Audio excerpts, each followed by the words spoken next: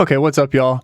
I've been wanting to do a Dariacore tutorial for a minute now, and this is kind of a behemoth of a project, so I figured I'd split it into a couple different parts. And so for this first tutorial, we will just go through the first 32 bars of this track. So here we go. Acting like I don't need you anymore. Acting like I won't give the will to the Lord. Acting like I won't put my foot to the floor. You stop dying, unfortunately, stop contact. Looking at my life, do you really want that? Acting like you want, but it's your first time. I wasn't ready for that. I turned back, haven't heard back. Do you really think that I'm like that? I know that you're trying, but it won't last. And I got you to lying, but I'm like that. Heard back, haven't heard back. Do you really think that I'm like that? I know that you're trying, but it won't last. And I got you to lying, but I'm like that. Okay, so first things first, starting with the vocal here. I got my vocal, which is Lap 1 by Glaive, and then took it, downloaded the track, of course, put it in the vocal remover, the free one, vocalremover.org. So you just upload that to here. It'll give you a vocal and the instrumental, and it's kind of rough, but it works pretty well for Dariacore at least. There's kind of like some grainy artifacts in it, but it works good if you just OTT it. And then find my tempo on that. And you can do it manually, but the, quickest way is just to look it up. So lap 1 is going to be at 143, says the key is C, which is also useful to know. So then you put your vocal in, turn your metronome on. Acting like I don't need you anymore. Acting like I Right, and I already have it pre-lined up, but if it's not going to be already lined up, so you just kind of, scoot it around, and, if I move it out of sync, you'll... acting like I don't need you. Right, that's not in sync. Acting like I That's not in sync. don't need. That's not in sync, right? You got to get it exactly in the right spot. And I say exactly, but just get it in the ballpark, and then you can work around it. Acting like I don't. So then I have it at 143, and the Dariacore move is sync it to project tempo, right? So 143 is my project tempo. I sync my vocal to it, and then I can change the tempo of my track. I think it was at 165. Yeah, it was. And then it will, because it's in resample mode, Acting like I don't need you anymore. pitch my vocals up, which you don't have to change the pitch by doing it in resample mode, but it just works if you do that. So that's the first piece, and I do that pretty standardly for any Dariacore track that I'm working on. Okay, so far as compositionally, in this first part, we have the vocal playing with this little sine wave lead. Acting like I don't need you anymore. Acting like I won't give the will to the Lord. Acting like I won't put my foot to the floor. You stop dying, unfortunately, stop. And as far as this, it is just a serum patch. It's basically just a little sine wave pluck, right? So you see the basics of the patch here. It's a sine wave. It is velocity sensitive. It has kind of for the volume envelope, it's got really short attack, holds for 160 milliseconds. Decays for 446, so almost half a second of decay. No sustain on it, even though I can turn it on. And it will sustain. And then the release is on full blast for this section. Then the last little thing to note is LFO 1 is set to modulate the fine tuning, right? If I turn it up. You can see that it's getting modulated. But by having it just really small, like if I pull down my oscilloscope or my vector scope, whatever the fuck this is called, you can see that it's really just adding a little bit of warble to the beginning of the note. And only while the note's being pressed down, because the envelope 2 is an auxiliary source for it. And as you can see, there's not a lot of release on here. Whoops, shouldn't have done that. Move this back up here. Since there's not a lot of release on it, as soon as I let it go, as soon as I let the note go, the rate goes to super slow, but also the amount that it's being modulated goes to 0. So kind of just a patch I threw together, and let's just keep it rolling. So the next part here, right, we get to this piece and I stuttered the vocal, just have it repeat 4 times, and then I have this little glitchy piece behind it. And you're probably thinking, wow, cool, a lot of sound design, a bunch of technical efficiency and skill went into this. Wrong. There was no skill. It was basically just happy accident, lucky crap. So here's what I did. I took, at the beginning I was saying when you get the vocal, you can get a stem of, you basically get the vocal stem and the instrumental. So what I like to do when I'm doing Dariacore tracks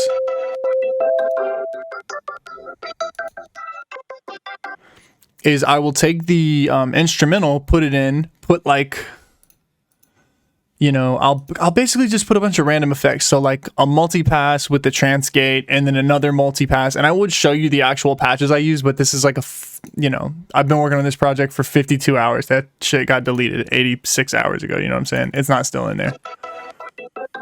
But I'll like render the entire song. I think I did the entire song for this one. Yeah, I'll render the entire song with a heavy effects process on it.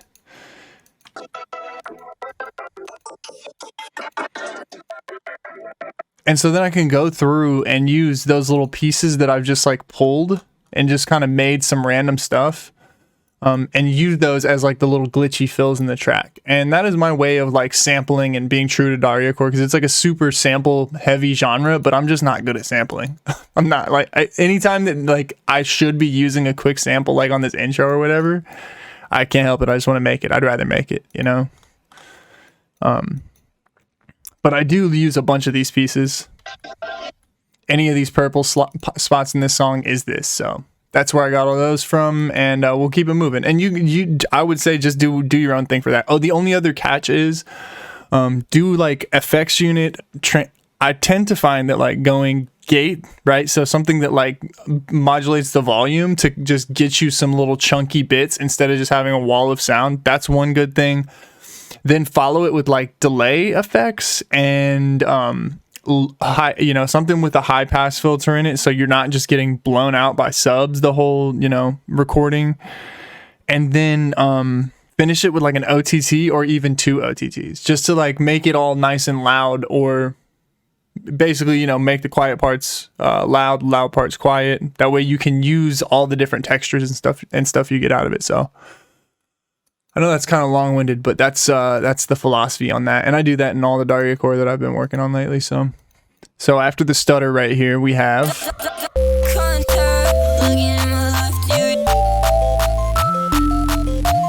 the vocal continues, the this little thingamajig, whatever you call it, the sine thing continues. I'm going to turn the claps off because they're just 4 to the floor. This ARP comes in and this respace comes in. So I've already showed this, so we will start on this ARP here. Or no, we'll start with the res. So first things first, the res.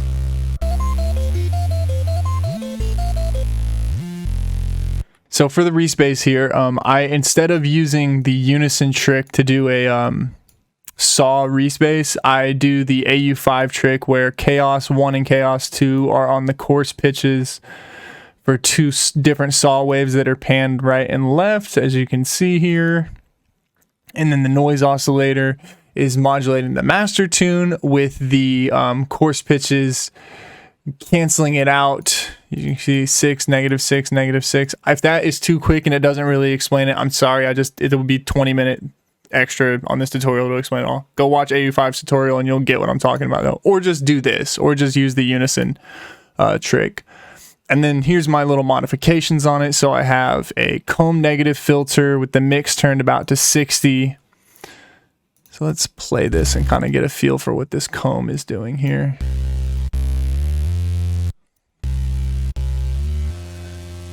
So I don't know if you can hear it in the left and right. It's pretty wonky there. And then I turn the mix down a bit. And what it actually does is it makes the low mids pretty strongly into the left ear, and then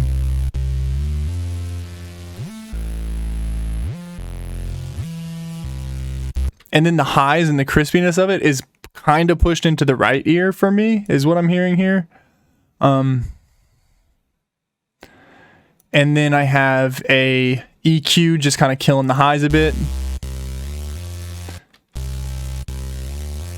And then a filter, low pass 6, just killing the highs even more. And then I have an OTT on it, just kind of sausaging out the volume. So without talking too much, that's really all that's going on there. And you can just do your classic standard like saw Reese with a low pass filter on it if you want to kind of go simpler. That was just, I wanted to do something a little more unique than that for this here. First ever this is the first ever Dariacore track that I tried to make. So so now we'll turn these off and I'll show the ARP. And what this ARP here is made up of is 2 different patches. One of them is just a sampler without all the effects on, kind of give you an idea of what the starting point was. It's just a little Sensula, which I think is like a kalimba. I use the envelopes, the envelope here to kind of give it just a little pop, you know, just a little bit of attack, pretty short decay, sustains at about 40%. Yeah. And then I route it into a bit crusher. Let me turn off the GMS. Right, so we have that. The bit crusher is just kind of brightening it up, and then it goes into a filter to pull that low end thud off of it. And this is where the heavy lifting kind of comes into it. Yeah, so this probably looks more complicated than it needs to be, but you know, I got a flanger, just giving it some width. The delay does nothing. The bit crusher adds a little bit more crispiness to it.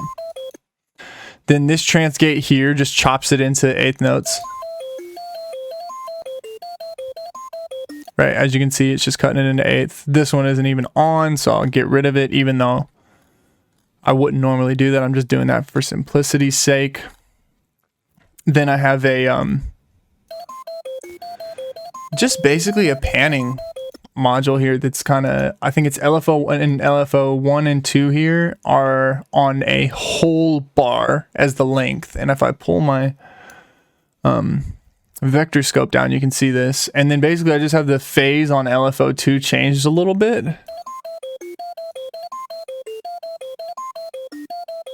And as you can see and hopefully hear, it's just panning it left to right with the high band being a little bit off of phase of the low band. So, you know, a little more complicated than it needs to be for what it is, but it works. So then my next layer is the GMS layer, which goes into the same processing bus, but the first thing that happens is it gets OTT'd. OTT got a reskin. I don't know if you've downloaded that, but you should, because it looks cool and it works better. I think it works the same, but it looks way better. It's more responsive from what I've noticed. So yeah, the GMS patch on this, I'm just going to show it. It really is not important. You could probably get the same effect out of it with, yeah. What? Oh. Yeah, I'm just going to show the patch. So the GMS patch is just some random little patch I made. Nobody uses this, so I'm not really going to talk about it too much. Just know that you could do this with any sustained note, saw, square, you know, triangle, wave, whatever. I just wanted to add a little bit of body to the, as you can hear, like with just the Sansula, it's very plucky. It doesn't have a lot of body. If I turn on all the other elements,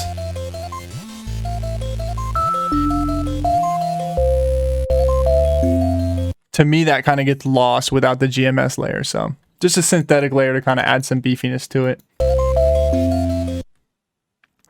All right, and then moving on, our next little piece here, well, I'll just kind of play it in context. So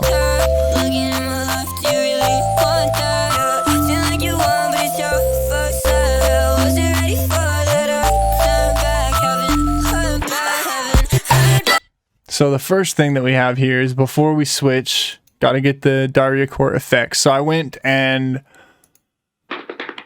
on YouTube, if you just type in cartoon running sound effects, I hate to give away like these little free bits of knowledge, but like don't go on Splice and waste your credits on this shit. Just go to YouTube. I don't even have Splice anymore because I get so many of my fucking samples off YouTube. But yeah.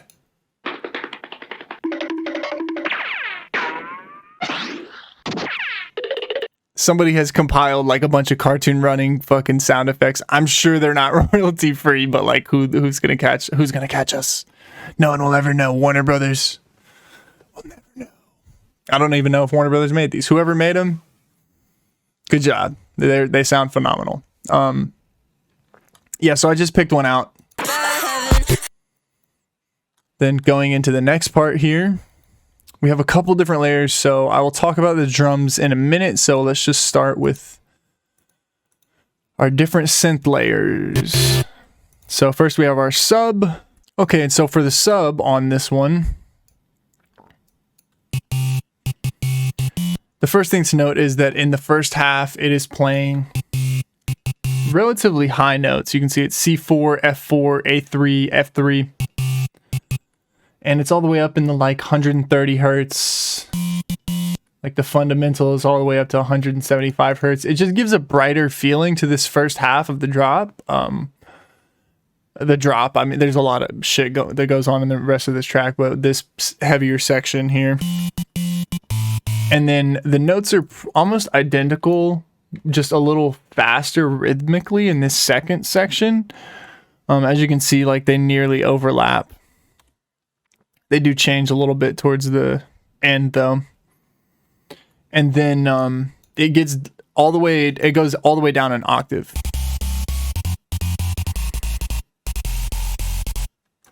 And it doesn't sound too good without the distortion on it, but I've turned that off so you can kind of hear what the patch sounds like before the processing goes into it. So what it is you have your sine wave as the root note, as the fundamental, then some organ noise here. And organ noise does have its own tone, so you have to pitch it and turn on the pitch tracking if you're going to use the same exact patch that I have built here. The basis of this patch, though, the only thing that you need to do if you're making a similar patch is get yourself a root note, add some noise to the top end of it, and then I have this like mid-rangey distorted sine wave here. It's pitched down an octave to just give some body to this sound. And once I turn the end of the processing chain on, you'll see what it does. Yeah, there's a flanger on it, an OTT just to bring it up, and then you know, in the first section it sounds like this. Second section gets a lot darker and kind of doesn't sound so good until I turn the distortion on, the Faturator, which is just literally drive and mix, no fuzz, no color, or the color's all the way on the bottom.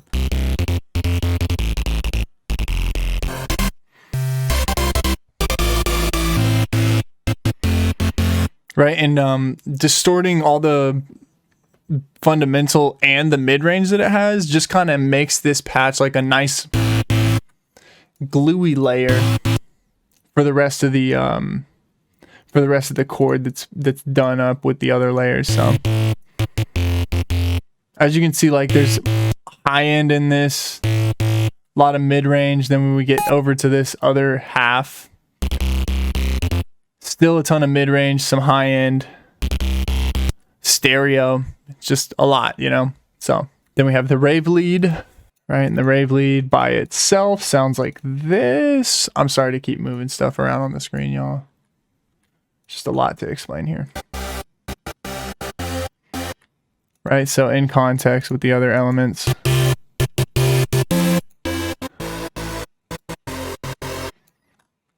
So as you can see, the root note's playing C, the Rave Lead is also playing C, and the Rave Lead just mirrors. It mirrors what our sub is doing.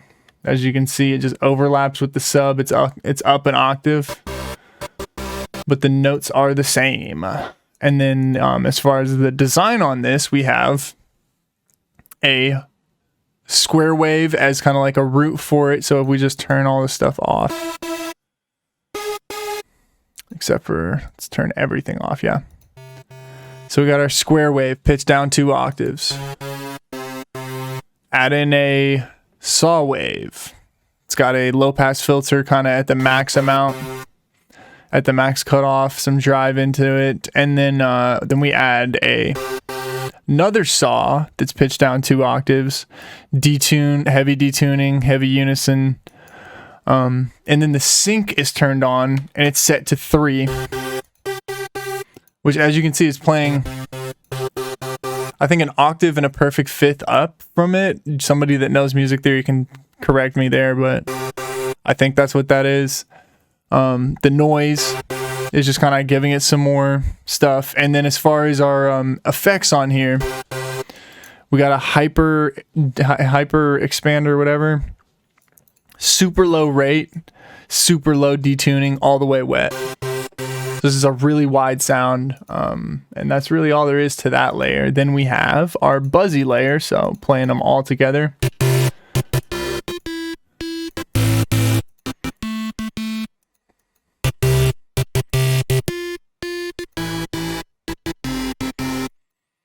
And our Buzzy Layer is also, for this first one, playing different, well, I say also, but the Buzzy Layer is playing different notes. So we start C here. Let me just move them on top of each other. And as you can see, I'm basically making a chord stack out of different notes. So it's instead of like having a saw chord stack where it's like, 8 different notes on one patch, I have 3 different patches playing technically 3 different notes, because the one I just showed, the Rave one, is playing 2 different harmonics, or 2 different sets of notes on its every note that it plays. So that's a total of 4 different notes, and it's kind of just like almost making a super saw out of a bunch of different layers, if that makes any sense. So, and it's a technique that I've gotten a lot of mileage out of making Dariacore. So this layer, the Buzzy Lead, if I solo it out, is really just like, it's just basically a triangle pitch down. Well, see, don't pay attention too much to the octave being pitched down, because it's pitched down 2 octaves, but it's also playing in the 7th octave up. So then I have Calypso, which is my own custom wavetable. So you're not going to have this one, but just use any wavetable that's kind of crunchy, right? Like if I was to switch this right now, I would probably do something like Schratz. Yeah, see, it's pretty different, but it works. Yeah, something like that. This one works well too. Sub bass 1 sounds pretty good with it, so we'll just say that was sub bass 1 from the get-go. And then it's got a bunch of unison, not a lot of detuning, small amount of blend. Oscillator A is going through the bandpass 24 filter. Then organ noise on it again. Organ noise, I don't know if you knew this, but it has a tone, so you do have to pitch it, and I have it set to 45 semitones. And then this is going through a distortion, a phaser, and a pretty heavy OTT. So we have our 3 different layers, and as far as like composition goes, and like what my idea was here is, you don't want to do a sub bass that's a detuned saw with a Rave layer that's a detuned saw with a top layer that's a detuned saw. You don't want to do a bunch of squares on top of each other. You can do anything you want, but like for this, I tend to find that like making your layers pretty different. So we have the low end is a sine with a distorted sine. Then the mid range is saws on saws with big wide detuning. Then the high end, the top of this sound is, if I pull down, pretty, it's not very detuned. It's just kind of like a single note that's kind of crisp and distorted.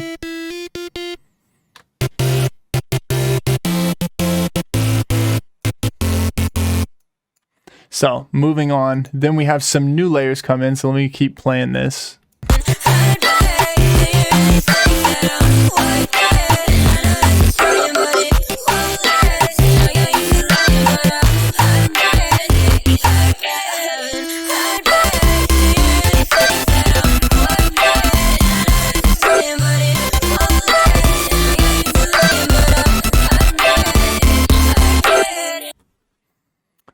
So what we have here is a switch, right? Our drums go from, and this little piece right here, if you're like, what is this? This sounds cool. It's like a little vocal. Once again, it's just ripped from that little sound design session that I did. Same thing with this right here. Oh, and also I just put a little piece that I thought really sounded fun.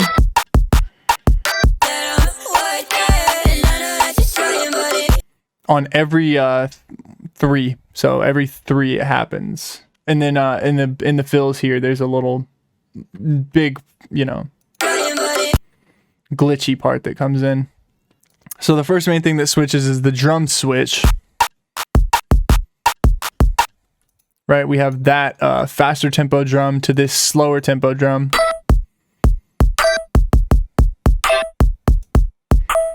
Right, to the more two-steppy dubstepier drums, or whatever you would call that, the two-step drums. And then the other major change is I have a rave layer that comes in right there. So by itself, and also on the fill right here, I think this is important to show. The sub cuts out, everything cuts out. And it's just the little high-pitched lead. And then also the Buzzy lead gets a lot weirder in this second half, so.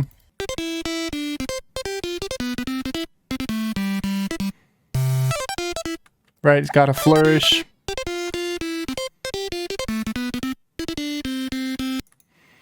And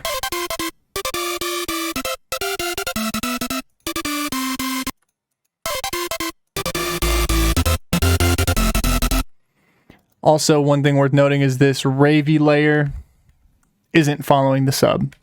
It's kind of just, it's playing like a harmony to it. It's almost like a second mid layer that's going on. And I'll show you the patch for this.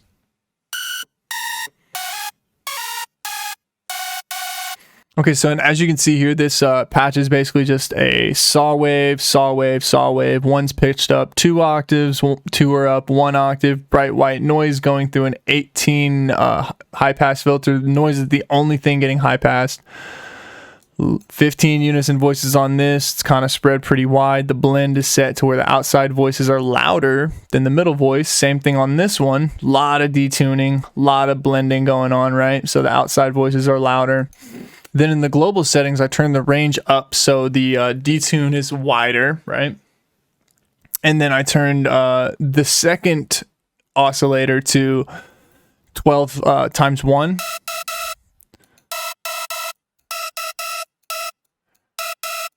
Right, which just means that some of the layers are up an octave in pitch. And then I changed the mode to super. I don't know if that's exactly how it's, that's what's happening. I don't know what the manual says, but that's what my ears hear. So then as far as the effects go, I have a hyper unit with a lot of detuning, fastest rate, and 7 unison voices. Then it's just being gated by envelope 1 and sent into a multi-band OTT compressor.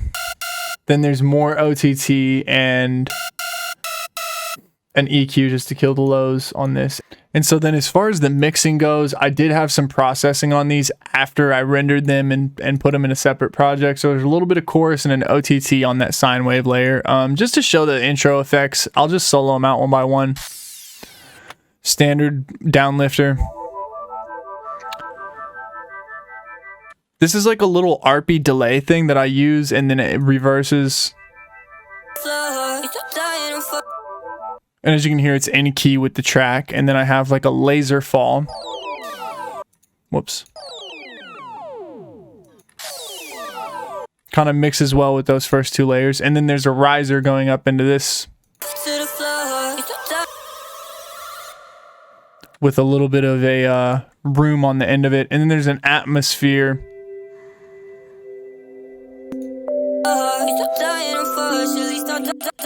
Just kind of giving it a space. So, you know, just a lot of different small layers working together there. And then we have, for this next part, there was already a bunch of processing on this. So the only thing that I did was do a mid-side,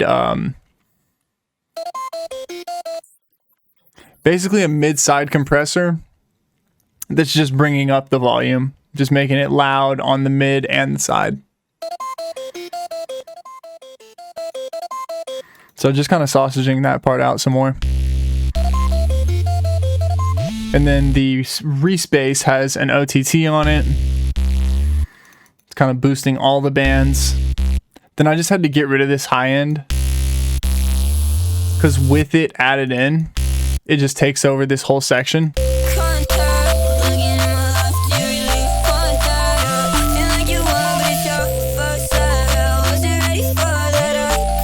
Right, as you can see, gives a lot more space by doing that. And then I just have a soft clipper like compressing it back down.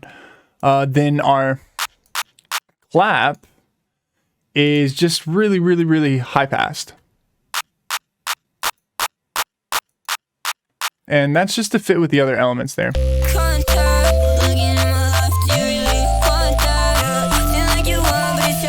A case could be made for like turning that EQ off. I think it sounds better with it, but you know, we'll see. I might even change it later on when I get closer to releasing this track.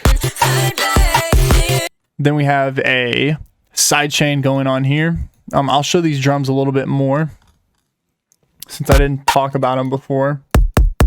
This is a kick that I made, kind of distorted it a bit. This clap here is just a clap that I made that I've shortened up and then boosted with the clipping turned on. Then I have a little rim shot that's like really sausaged out, and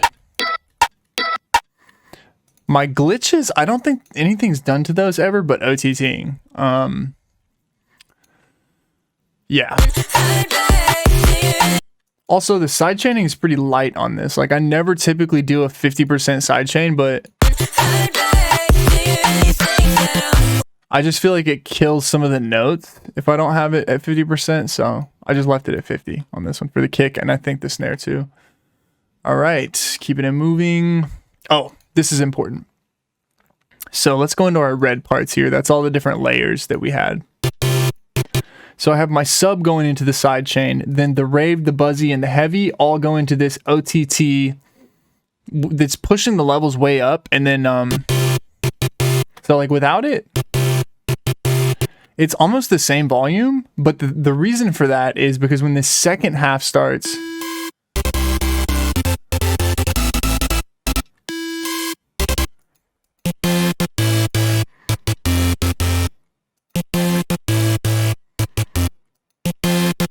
as you can see, it's just kind of brightening it. But then when the second half with more layers starts, it brings that high, it basically glues the highs together. It brings the highs down, and then it clips them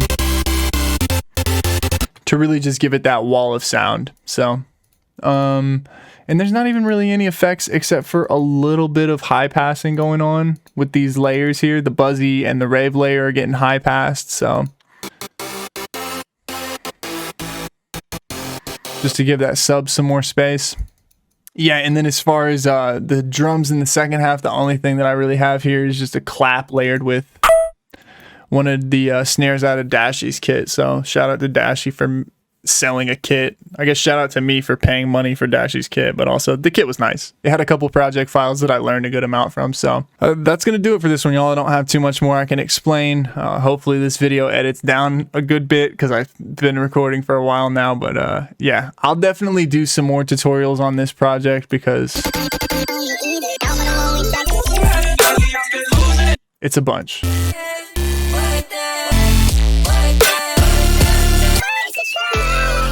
Yeah, I don't want to spoil it, but Please do all the stuff that helps the channel out. Let me know what kind of tutorials you prefer getting in case you're not a big fan of Dariacore or you need more rhythm tutorials or whatever. Yeah, I guess I'll just see y'all next time.